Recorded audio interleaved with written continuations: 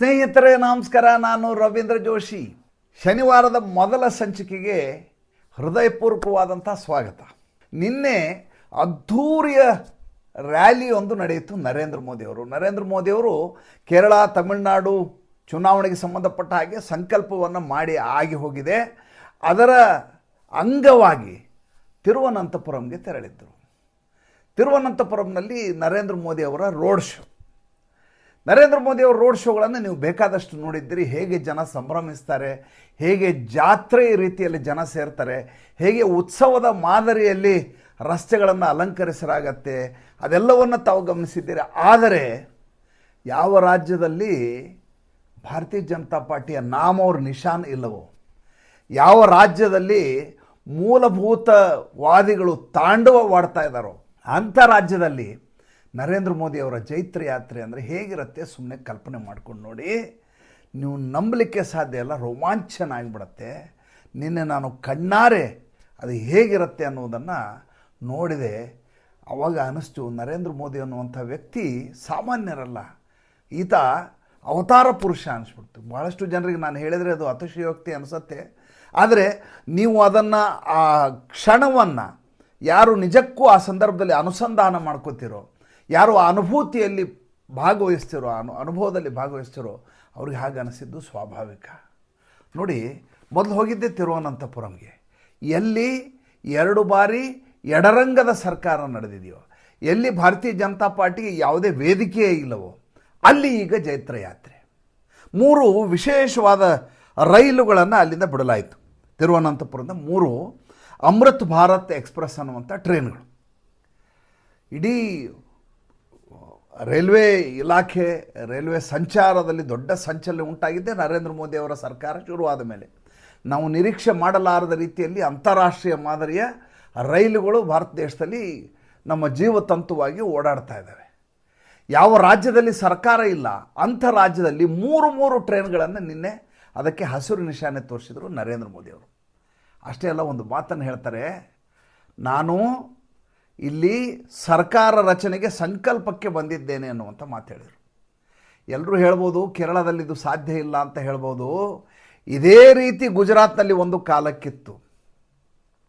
1987ರವರೆಗೆ ಒಬ್ಬನೇ ಒಬ್ಬ ನಗರ ಪಾಲಿಕೆಯ ಸದಸ್ಯ ಕೂಡ ಭಾರತೀಯ ಜನತಾ ಪಾರ್ಟಿಯವನು ಗುಜರಾತ್ನಲ್ಲಿ ಇರಲಿಲ್ಲ. ಒಬ್ಬ ನಗರ ಪಾಲಿಕೆ ಸದಸ್ಯ. 87ನೇ ಇಸ್ವಿನಲ್ಲಿ ಮೊಟ್ಟ ಮೊದಲನೇ ಬಾರಿಗೆ ಅಹಮದಾಬಾದ್ನಲ್ಲಿ ನಗರ ಪಾಲಿಕೆ ಬಂತು. ಅಲ್ಲಿಂದ ಶುರುವಾದಂಥ ಜೈತ್ರ ಯಾತ್ರೆ ಇಲ್ಲಿಯವರೆಗೂ ನಿಲ್ಲಕ್ಕೆ ಆಗಿಲ್ಲ, ಇನ್ನೂ ಮುಂದೆ ಹೋಗ್ತಾನೆ ಇದೆ. ಆ ರೀತಿಯಾದಂಥ ನಮ್ಮ ಪಯಣ ಏನಿದೆ, ಆ ಪಯಣವನ್ನು ಇಲ್ಲಿಯೂ ಕೂಡ ನಾವು ಪ್ರಾರಂಭ ಮಾಡಲಿಕ್ಕೆ ಸಂಕಲ್ಪ ಮಾಡ್ತಾ ಇದ್ದೀವಿ ಅಂತ ನರೇಂದ್ರ ಮೋದಿ ಹೇಳಿದರು. ನಿಜ. ಮತ್ತು ಯಾಕೆ ನೋಡಿ, ಒರಿಸ್ಸಾದಲ್ಲಿ ಭಾರತೀಯ ಜನತಾ ಪಾರ್ಟಿ ಸರ್ಕಾರ ಮಾಡ್ತಾರೆ ಅಂತ ಯಾರು ಕಲ್ಪನೆ ಮಾಡ್ಕೊಂಡಿದ್ರು ಸ್ವಾಮಿ? ಭಾರತೀಯ ಜನತಾ ಪಾರ್ಟಿ ಲವಲೇಶ ಇರಲಾರದಂಥ ರಾಜ್ಯ ಇತ್ತೀಚಿನ ದಿನ, ಕಳೆದ 20 ವರ್ಷಗಳಿಂದ. ತ್ರಿಪುರಾ ಎಡರಂಗದ ಸರ್ಕಾರ, ಅಲ್ಲೇ ಭಾರತೀಯ ಜನತಾ ಪಾರ್ಟಿ ಬಂದಿದೆ. ಹೇಗೆ ಸಾಧ್ಯ ಆಯಿತು? ನರೇಂದ್ರ ಮೋದಿ ಅವರ ಎಲೆಕ್ಷನ್ ಮೆಕ್ಯಾನಿಸಮ್ ಅಂತೇನಿದೆ, ಆ ಎಲೆಕ್ಷನ್ ಮೆಕ್ಯಾನಿಸಮ್ಮು ಆ ರೀತಿಯಾಗಿ ಕೆಲಸ ಮಾಡುತ್ತೆ. ಈಗ ಅದಕ್ಕೆ ಅನುಕೂಲಕರವಾಗಿ ಏನಿದೆ, ಅನುಕೂಲಕರವಾಗಿರುವಂಥದ್ದೇನು ಅಂತಂದರೆ, ಯಾವ ಎಡರಂಗದ ಸರ್ಕಾರದ ಬಗ್ಗೆ ಜನರಿಗೆ ಆಡಳಿತ ವಿರೋಧಿ ಅಲೆ ಇದೆ ಕಳೆದ 1 ದಶಕದಿಂದ. ಎರಡನೇದು, ಎದುರುಗಡೆ ಸೆಣಸಲಿಕ್ಕೆ ಇರಬೇಕಾದಂಥ ಈ ಇಂಡಿಯನ್ ಯೂನಿಯನ್ ಮುಸ್ಲಿಂ ಲೀಗು ಮತ್ತು IUML ಮತ್ತು ಕಾಂಗ್ರೆಸ್ಸು ಪರಸ್ಪರ ಹೊಡೆದಾಡ್ಕೋತಾ ಇದ್ದಾವೆ. ಕಾಂಗ್ರೆಸ್ಸು ಸಂಘಟನೆಯೇ ಇಲ್ಲ.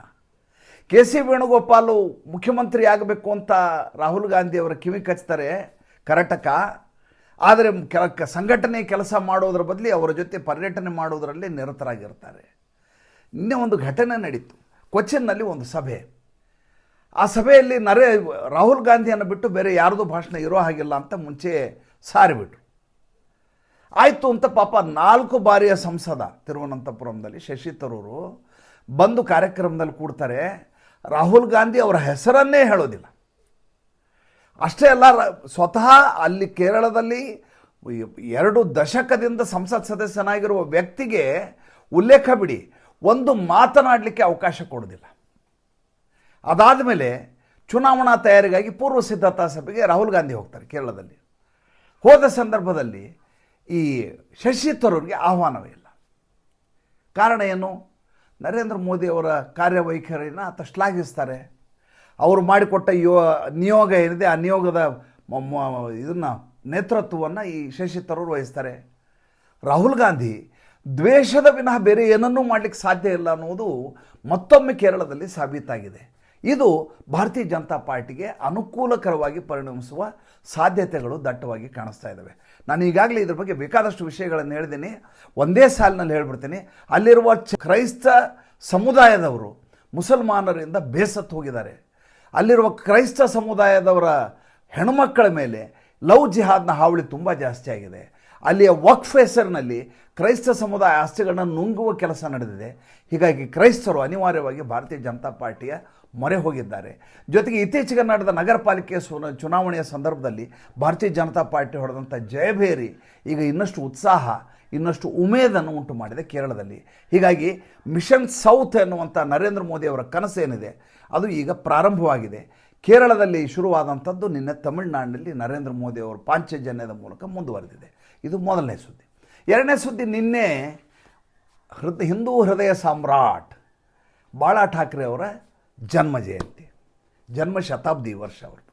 ಎಲ್ಲ ರಾಜಕೀಯ ನಾಯಕರು ಹೋಗ್ತಾರೆ, ಅವರ ಪುಷ್ಪಗುಚ್ಛ ಇಡ್ತಾರೆ, ಅವ್ರ ಹಾಡು ಹೊಗಳ್ತಾರೆ, ಎಲ್ಲ ಮಾಡ್ತಾರೆ. ಉದ್ಧವ್ ಠಾಕ್ರೆ ಒಂದು ಸ್ಟೇಟ್ಮೆಂಟ್ ಕೊಟ್ಬಿಡ್ತಾರೆ. ಉದ್ಧವ್ ಠಾಕ್ರೆ ಹೇಳ್ತಾರೆ, ಏಕನಾಥ್ ಶಿಂದೆ ಅವರು ಹಿಂದೂ ಹೃದಯ ಸಾಮ್ರಾಟ್ ಬಾಳಾ ಠಾಕ್ರೆ ಅವರ ಪಕ್ಷದ ಹೆಸರನ್ನು ಕಿತ್ಕೊಂಡಿದ್ದಾರೆ. ಏಕನಾಥ್ ಶಿಂದೆ ಅವರು ಹಿಂದೂ ಹೃದಯ ಸಾಮ್ರಾಟ್ ಬಾಳಾ ಠಾಕ್ರೆ ಅವರ ಚಿಹ್ನೆಯನ್ನು ಕಿತ್ಕೊಂಡಿದ್ದಾರೆ. ಹಿಂದೂ ಹೃದಯ ಸಾಮ್ರಾಟ್ ಬಾಳಾ ಠಾಕ್ರೆ ಅವರ ಪಕ್ಷದ ಸೀಟುಗಳನ್ನು ಕಿತ್ಕೊಂಡಿದ್ದಾರೆ. ಆದ್ದರಿಂದ ನಿಜಕ್ಕೂ ಅವರಿಗೆ ಬಾಳಾ ಠಾಕ್ರೆ ಅವರ ಬಗ್ಗೆ, ಏಕನಾಥ್ ಶಿಂದೆ ಅವರಿಗೆ ಗೌರವ ಇದ್ದರೆ ಏಕನಾಥ್ ಶಿಂದೆ ಅವರು ಉದ್ಧವ್ ಠಾಕ್ರೆ ಬಣ ಏನಿದೆ, UBT ಅಂತ ಏನಿದೆ, ಅದಕ್ಕೆ ಬೆಂಬಲವನ್ನು ಕೊಟ್ಟು ಮೇಯರ್ ಚುನಾವಣೆಯಲ್ಲಿ ನಮಗೆ ಸಹಕರಿಸಬೇಕು. ಎಲ್ಲಿಯವರೆಗೆ ಈತನ ಭಿಕ್ಷಾಟನೆ ಶುರುವಾಗಿದೆ ನೋಡಿ. ಯಾವಾಗ ಈತ ಗೌಹಾತಿಗೆ ಹೋದರು ಏಕನಾಥ್ ಶಿಂದೆ 40 ಜನ MLAಗಳ ಕರ್ಕೊಂಡು, ಆವಾಗ ಇದೇ ಉದ್ಧವ್ ಠಾಕ್ರೆ ಮತ್ತು ಇದೇ ಸಂಜಯ್ ರಾವತ್ತು ಏಕನಾಥ ಶಿಂದೆ ಮುಂಬೈನಲ್ಲಿ ಕಾಲಿಟ್ಟರೆ, ಠಾಣೆಯಲ್ಲಿ ಕಾಲಿಟ್ಟರೆ ಅವ್ರನ್ನ ಸುಟ್ಟು ಹಾಕ್ತೀವಿ ಅಂತ ಹೇಳಿದರು. ಅವ್ರ ಜೊತೆ ಯಾರ್ಯಾರು MLA ಹೋಗಿದ್ದಾರೆ ಅವ್ರು ಯಾರನ್ನೂ ಬದುಕಿಸ್ಲಿಕ್ಕೆ ಸಾಧ್ಯ ಇಲ್ಲ, ಶಿವಸೈನಿಕರು ಅವ್ರನ್ನೆಲ್ಲ ಹೊಡೆದು ಸಾಯಿಸ್ತಾರೆ ಅಂತ ಹೇಳಿದರು. ಏಕನಾಥ ಶಿಂದೆ ಬಾಳಾ ಠಾಕ್ರೆ ಅವ್ರ ಬೆನ್ನಿಗೆ ಚೂರಿ ಹಾಕಿದ್ದಾರೆ, ಉದ್ಧವ್ ಠಾಕ್ರೆ ಚೂರಿ ಹಾಕಿದ್ದಾರೆ, ದ್ರೋಹಿ ಆತ ಅಂತ ಹೇಳಿದರು. ಈಗ ಅದೇ ಏಕನಾಥ್ ಶಿಂದೆಗೆ ನಮಗೆ ಬೆಂಬಲ ಕೊಟ್ಟು ನಮ್ಮ ಮೇಯರ್ ಮಾಡು ಅಂತ ಕೇಳ್ತಾ ಇದ್ದಾರೆ. ಅಲ್ಲಿಗೆ ಈತನ ರಾಜಕೀಯ ಜೀವನದ ನೀಚತನದ ಪರಮಾವಧಿಯಲ್ಲಿ ಅರ್ಥ ಮಾಡ್ಕೊಳ್ಳಿ. ಈ ಮಧ್ಯೆ ಮಹಿಳಾ ಅಭ್ಯರ್ಥಿ, ಸಾಮಾನ್ಯ ವರ್ಗದ ಮಹಿಳಾ ಅಭ್ಯರ್ಥಿ ಮೇಯರ್ ಆಗಬೇಕು ಅನ್ನುವಂಥ ಚೀಟಿ ಲಾಟ್ರಿ ಎತ್ತಿರೋ ಪ್ರಯುಕ್ತ 3 ಜನ ರೇಸಲ್ಲಿದ್ದಾರೆ ಸ್ವಾಮಿ. ಒಬ್ಬರು ಅಲಕಾ ಕೇಳ್ಕರ್ ಅಂಥೇಳಿ, ಇನ್ನೊಬ್ಬರು ತೇಜಸ್ವಿ ಗೋಡಾಸ್ಕರ್ ಅಂತ, ಮೂರನೇದವರು ರಾಜಶ್ರೀ ಶಿರ್ವಾಡ್ಕರ್ ಅಂತೇಳಿ. ಈ 3 ಜನ ಮಹಿಳೆಯರು ಪೈಪೋಟಿಯಲ್ಲಿದ್ದಾರೆ. ಭಾರತೀಯ ಜನತಾ ಪಾರ್ಟಿ 3 ಜನ ಪೈಪೋಟಿಯಲ್ಲಿದ್ದಾರೆ. ದೇವೇಂದ್ರ ಫಡ್ನವೀಸ್ ದಾವೋಸ್ ಹೋಗಿದ್ದಾರೆ. ದಾವೋಸಿಂದ ಬಂದ ಮೇಲೆ ಒಂದು ಹೆಸರನ್ನು ಖಚಿತಪಡಿಸ್ಕೊಂಡು ನರೇಂದ್ರ ಮೋದಿ, ಅಮಿತ್ ಶಾ ಹತ್ರ ಹೋಗ್ತಾರೆ. ಅಲ್ಲಿಂದ ಬಂದ ಮೇಲೆ 30ನೇ ತಾರೀಕು ಮೇಯರ್ ಯಾರು ಅನ್ನೋದು ತೀರ್ಮಾನ ಆಗಲಿದೆ. ಪ್ರಶ್ನೆ ಇರುವುದು ಯಾರು ಮೇಯರ್ ಆಗ್ತಾರೆ ಅನ್ನೋದಲ್ಲ. ಭಾರತೀಯ ಜನತಾ ಪಾರ್ಟಿ ಮೊಟ್ಟ ಮೊದಲ ಬಾರಿಗೆ, ಇತಿಹಾಸದಲ್ಲಿ ಮೊಟ್ಟ ಮೊದಲ ಬಾರಿಗೆ ಬೃಹನ್ ಮುಂಬೈ ನಗರ ಪಾಲಿಕೆ ಗದ್ದುಗೆಯನ್ನು ಏರಲಿದೆ. ಇದು ಐತಿಹಾಸಿಕ, ಗಮನಿಸಬೇಕಾದಂಥ ವಿಚಾರ. ಬೇರೆ ಯಾವುದೋ ನಗರ ಪಾಲಿಕೆ ಆಗಿದ್ದರೆ ನಾವು ಇಷ್ಟೆಲ್ಲ ಮಾತಾಡಬೇಕಾದ ಅಗತ್ಯ ಇರಲಿಲ್ಲ. ಈ ಮಧ್ಯೆ ಇನ್ನೊಂದು ಭಾಳ ದೊಡ್ಡ ಬೆಳವಣಿಗೆ ಆಗಿದೆ. ಅದೇನಪ್ಪ ಅಂತಂದರೆ, ದಾವೋಸ್ನಲ್ಲಿ ಯಾವ ಈತ ಒಂದು ತನ್ನದೇ ಆದಂಥ ವಿಶ್ವಸಂಸ್ಥೆಯನ್ನು ಪ್ರಾರಂಭ ಮಾಡ್ತೀನಿ ಅಂತ ಬಹಿರಂಗವಾಗಿ ಡೊನಾಲ್ಡ್ ಟ್ರಂಪ್ ಸಾರಿದ್ರು, ಅದರಲ್ಲಿ ಕೆನಡಾದ ಪ್ರಧಾನಿ ತನಗೆ ಉಲ್ಟಾ ಮಾತನಾಡಿದರೆ ಬಂಡಾಯ ಎದ್ದಿದ್ದಾರೆ ಅನ್ನುವಂಥ ಕಾರಣಕ್ಕೋಸ್ಕರ ಅವರ ಹೆಸರನ್ನು ಕೈ ಬಿಡಲಾಗಿದೆ. ಈತ ಮಾಡುವಂಥ, ಡೊನಾಲ್ಡ್ ಟ್ರಂಪ್ ಮಾಡುವಂಥ ವಿಶ್ವಸಂಸ್ಥೆ ಏನಿದೆ ಹೊಸದು, ಅದರಲ್ಲಿ ಈತ ಕೆನಡಾದ ಪ್ರಧಾನಿ, ಕೆನಡಾ ದೇಶಕ್ಕೆ ಅದಕ್ಕೆ ಅನುಮತಿ ಇಲ್ಲವಂತೆ. ಭಾರತ ದೇಶ ನನಗೆ ಇದರ ಸದಸ್ಯತ್ವ ಬೇಡ ಅಂತ ಸಾರಿದೆ. ಡೊನಾಲ್ಡ್ ಟ್ರಂಪ್ ಅವರ ಉಪರಾಟಿಗೆ ದಿನದಿಂದ ದಿನಕ್ಕೆ ಜಾಸ್ತಿ ಆಗ್ತಾ ಇದೆ. ಬುಲ್ಲಿಯಿಂಗ್ ಅಂತ ಕರೀತಾರೆ ಅದಕ್ಕೆ, ಅಂದರೆ ಗೂಂಡಾಗಿರಿ ಮಾಡೋದಂತ. ಗೂಂಡಾಗಿರಿ ಅತಿರೇಕ ಆಗಿದೆ. ಎಲ್ಲಕ್ಕಿಂತ ವಿಚಿತ್ರ ಏನಂದರೆ, ಆರ್ಟಿಫಿಷಿಯಲ್ ಇಂಟೆಲಿಜೆನ್ಸಲ್ಲಿ ಮಾಡಿರುವಂಥ ಒಂದು ನಕಾಶೆಯನ್ನು ತೋರಿಸ್ಕೊಂಡು ಆತ ಎಲ್ಲ ಕಡೆ ಓಡಾಡ್ತಾ ಇದ್ದಾರೆ. ಆ ನಕಾಶೆಯಲ್ಲಿ ಒಂದು ಕಡೆ ಗ್ರೀನ್ಲ್ಯಾಂಡ್ ಇದೆ, ಮತ್ತೊಂದು ಕಡೆ ಈ ಕೆನಡಾ ಸೇರಿಕೊಂಡಿದೆ, ಮೂರನೇದಾಗಿ ವೆನಿಜುವಲಾ ಇದೆ. ಅಮೇರಿಕಾ ಅನ್ನುವಂಥ ನಕಾಶೆಯಲ್ಲಿ ವೆನಿಜುವಲಾ ಸೇರಿಕೊಂಡಿದೆ, ಗ್ರೀನ್ಲ್ಯಾಂಡ್ ಸೇರಿಕೊಂಡಿದೆ, ಜೊತೆಗೆ ಕೆನಡಾ ಸೇರಿಕೊಂಡಿದೆ. ಯಾವಾಗ ಈತ ಜನವರಿ 20, 2025ಕ್ಕೆ ರಾಷ್ಟ್ರಪತಿ ಆದರೂ ಆದ ಮೊದಲ ಹೇಳಿಕೆ ಏನು ಗೊತ್ತಾ ಇವ್ರದ್ದು? ಕೆನಡಾ ನನ್ನ 51ನೇ ರಾಜ್ಯ ಆಗಬೇಕು ಅಂತ ಅವತ್ತು ಹೇಳಿದರು. ಅದನ್ನು ಮುಂದುವರಿಸ್ಕೊಂಡು ಹೋಗ್ತಾ ಇರೋದು ಇವತ್ತಿಗೂ ಸ್ಪಷ್ಟವಾಗಿ ಕಾಣ್ತಾ ಇದೆ. ಮತ್ತು ಮುಂದಿನ ಸಂಚಿಕೆಯಲ್ಲಿ ಹೊಸ ವಿಷಯದೊಂದಿಗೆ ಬರ್ತೀನಿ. ಸಂಚಿಕೆ ಇಷ್ಟ ಆಗಿದರೆ ಲೈಕ್ ಮಾಡಿ, ಫಾಲೋ ಮಾಡಿ, ಶೇರ್ ಮಾಡಿ.